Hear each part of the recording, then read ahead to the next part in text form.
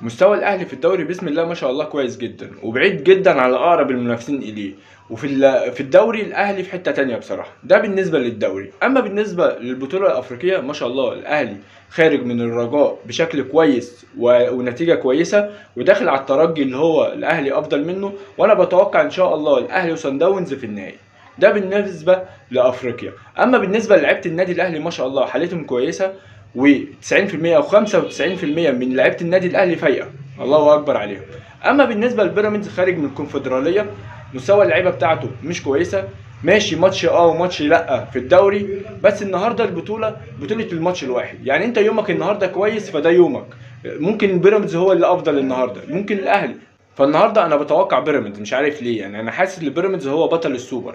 ولو انت بتتوقع زي يشرفني تقول لي في الكومنت، او مختلف عني يشرفني برضو اللي انت تقول لي في الكومنت. ولو انت لسه بتسمعني يا ريت